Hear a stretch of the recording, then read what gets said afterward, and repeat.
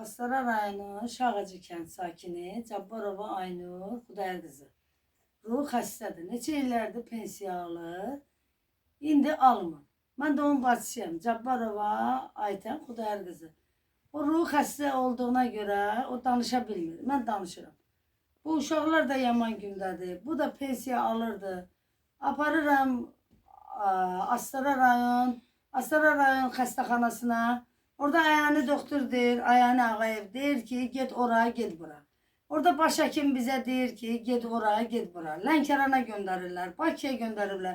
Mənim bacım Lənkəran psixi-həkim xəstəxanasında yatıb. Mənim bacım Məşdağada yatıb. Mənim bacımın uşağı da belə 2008 təvəllüdlü bu uşağı da 2020-ci ildə bunların pensiyası dayanıb.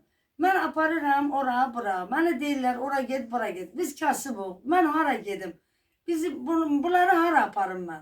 Mənə deyirlər həkimxanada mənə deyirlər get ora apar. Get MRT-yə apar.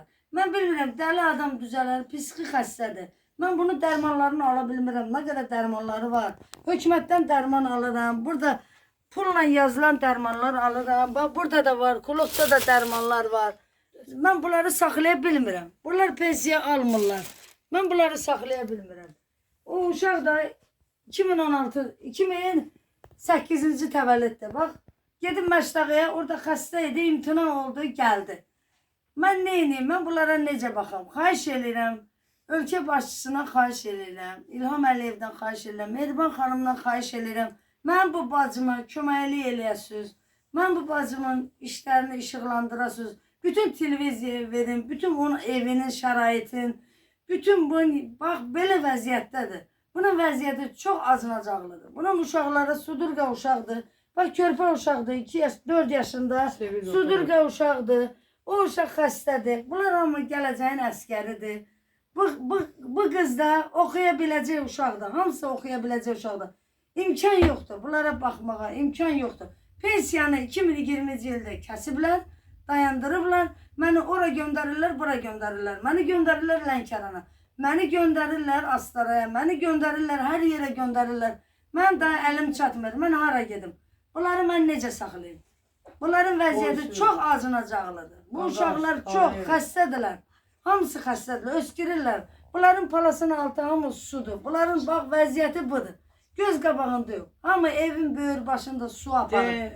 Bunlar hamısı suyun içindədir. Açı, Topik, onlar hamı kömək eləyir. Sevil doktor, qonşular hamı kömək eləyir. Qonşular bunlara paltar göndərir, məktəbə gedirlər. Bunların vəziyyəti çox pis. Müəllimlər də, ola bilər, müəllimlər, Şağacı müəllimələri bunlara paltar göndərir, məktəbə göndərirlər. Belə olar, bunların pensiyası, bax, 2016-cı, 2008-ci il təvəllüddür bu uşaq. Baba, bu uşaq, ürəyi gedir, sudurqası var. Anası da belə, balası da belə, mən hara gedim? Düzə polislər də gəlir, məni görürlər, xəstə adam olur. Bunu televizorda işıqlandırın. Xahiş edirəm, hamıya görsədin ki, bu nəyə görə bu psixi xəstə adam, bunun pensiyasını hardan kəsirlər? Bunun uşaqları bu vəziyyətdədir. Bunun bu evi də bu vəziyyətdədir. Suyun içindədir. Yoldaşımın ayağında bu heç nə, bu tək ana kimi gedir. Bunun yoldaşı da elə qoyub gedib bunu. Bu qalıb 5 dənə uşaqla mənim ümidimə. Mən də alacağım yoxdur, bir yerdən alacağım yoxdur.